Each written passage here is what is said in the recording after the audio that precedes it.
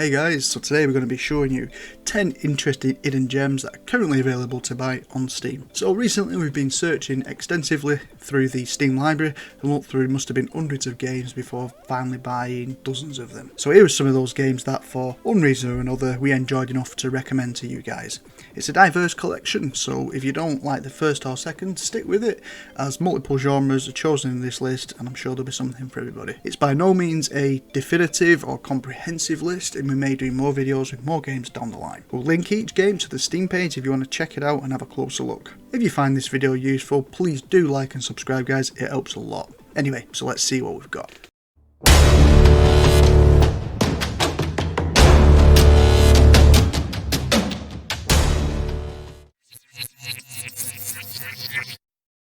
So the first one is a game called Braveland Wizard.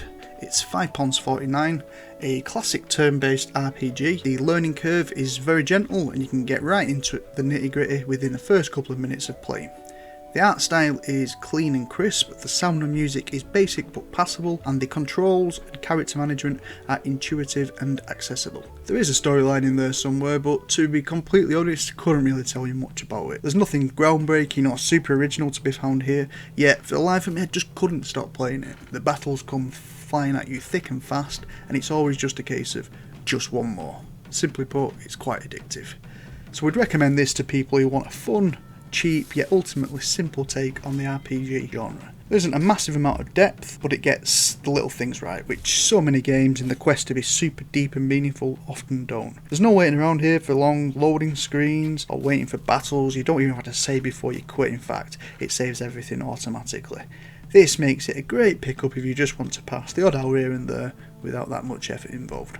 Give it a try, you might be pleasantly surprised. Okay, so on to number 2, which is Post Void, and is available for the ridiculously cheap price of £1.56 on sale. I think off sale, which when you watch this it may be, I think it's something like £2.30 or something ridiculously cheap as well.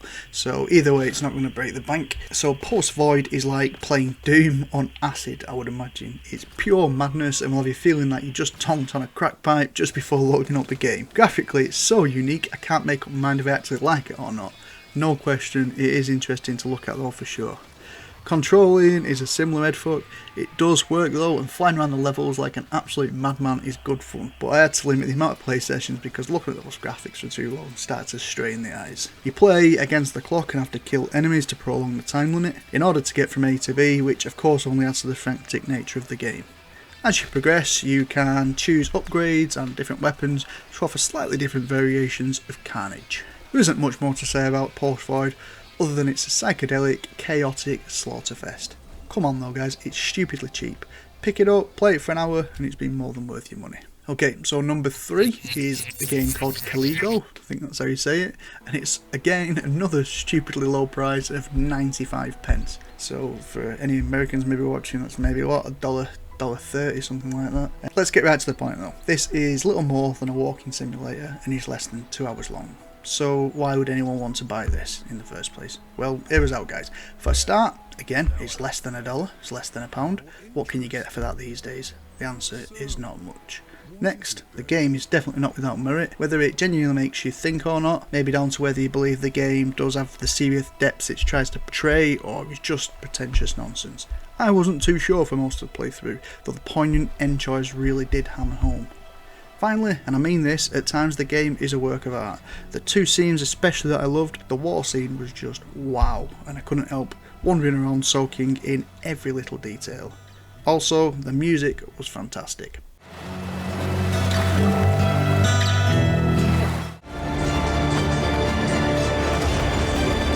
Powerful and emotive, which really helped drive home the power of the story. Again, at that price point, I can't not recommend this. Give it a try if poignant narrative is your thing. On to number 4, Cosmos, £3.99. If you're a fan of tricky platformers, then you might love this little gem. Let's get it right though, this isn't an easy game. The controls work well, but there's several mechanics at play all at the same time, and you'll need good coordination to make them work well together. Practice helps, and the game is fun once you start to get the gist. The aim is a simple one, get to the end of the level as fast as you can. There are medals to be won for hitting certain times, consequently achievements to unlock. You can also compare times to other players to see how you hold up. Graphically, it's in the simplistic pixelated style. Got to say, it doesn't look much on the screenshots, but live and video play does look much better. Another cheapest chips game, which is probably worth double its price, so get it before the developers start to agree with us. Number 5, Dead Frontier 2. Now this is a little bit different as it's free to play, and it's the only free to play game on the list. Dead Frontier is a survival horror PvE PvP looter type. You can team up with other players or go it alone in this creepy atmospheric world. NPCs give you random quests for EXP, etc, and you can pick up items you find along the way. You can also trade items and weapons with other human players you come across. We've only put a couple of hours into this one, to be honest. It's probably the least game we've played on the full list, but the promise is clear to see from the minute you step out of the safe room that you're starting. There are abandoned streets and buildings to explore, with plenty of, you guessed it, zombies to kill.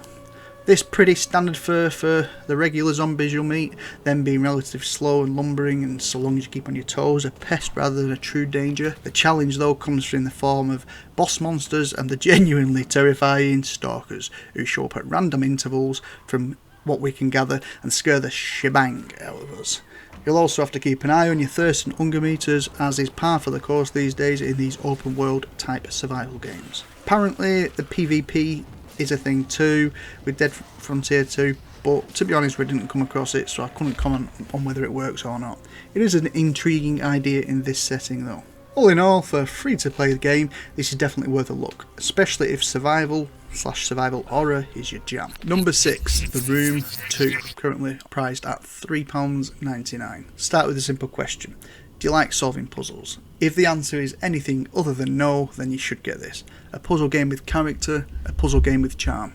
Hardwood chest, iron keys, and that satisfying creak of wood and metal as you solve yet another puzzle and open that elusive mystery box. It really is end-to-end puzzles. Solving one will give you an item which will help you to solve another. Do this enough times and you'll eventually earn the ability to move on to the next room. If it sounds simple though, it isn't. The puzzles are often multi-layered and require different methods and approaches to solve. There is a story element in there too, as you follow the unfortunate fellow before you, who wouldn't have had the hints and messages of assistance he kindly leaves you. Though I'm not sure why he'd leave so many cryptic clues rather than just getting straight to the point. Because game, of course. Not one for the impatient, but great for passing some time if you're into this type of thing. Number 7, FM. Taken from the game synopsis itself, FM is a short first-person psychological horror experience with a huge emphasis on narrative and environmentally based puzzles. Creepy and atmospheric, the radio announcer gives you a continuous yet vague backstory narrative, enticing enough to keep you pushing for answers. As a game, it's rather basic in its execution. You move around slowly looking for clues in order to progress the story. No running or jumping, no inventory management, and no exploding zombie heads. Let's be honest here, you're playing this for the story arc and not the game mechanics. If that's not a stumbling block to you, then you should give this a go, as we believe it's well worth it for the price. As a side note, it appears to come from a solo developer with, from what we can tell, this being the first game. If so, we look forward to seeing what else they bring to the table in future.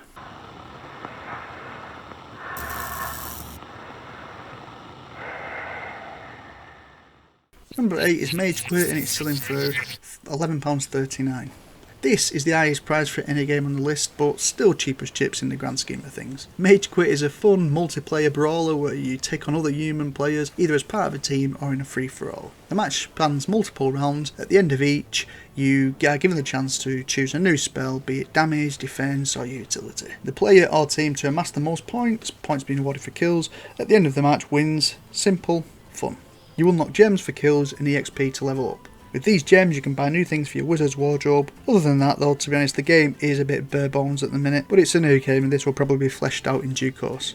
The controls aren't the most intuitive, at least not for keyboard and mouse players, with there being a lot of different keys and buttons needing pressing to use your full arsenal. The mouse buttons offer you the ability to bend your shots. This is an interesting feature, but I can't help but think the game wouldn't be missing much without this, and those buttons could be better utilised for using spells instead. Don't let that put you off though, as this is a fun and quirky little game. Also, and this is the best thing ever in a video game, the more kills you get, the longer your beard grows.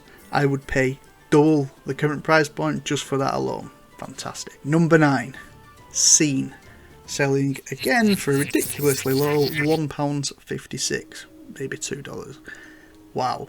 Now this is the reason for lists like this, guys, to unearth hidden gems that you might otherwise not have noticed. And this, my friends, is an hidden gem. Think a cross between the fantastic Inside and Limbo games. Now I know they're already similar games, but I really feel this sits right in between the two. Graphically beautiful, emotive music and character models. Scene is an absolute, and I can't emphasise that word enough, an absolute steal for the price it's going for. Still in early access, there is more to come. However, we played through the entirety of the current content and would have been more than happy with it had that been the full game. Only a couple of hours long, yeah, sure, as it sits, but this is very much quality over quantity. From the second the little boy protagonist appears on the screen, his story was told and I was sold. This is a deeply sad child, a life of pain and sorrow, alone and forgotten. These aren't spoilers from the story, simply the picture painted from first setting eyes on our boy. If you enjoyed the games we compared this to before, then you'll enjoy this. Not only is the wordless story painstakingly told, but the platforming and puzzle elements to the game are totally solid too. Some of these puzzles make you think, trust me. So yeah, get seen before we have to make a scene. Okay guys, finally on to number 10. This is House on the Hill at £5.19. Well, we can make an exception. Okay, your job is simple. Owner has left the city, so you can get into the house. Find a trinket and get out. So with so many new titles these days, it's always refreshing to come across a game with some originality. House on the Hill is one such game. The premise itself is different and the execution even more so. You play as a young thief with a job which could set him and his family up for the future.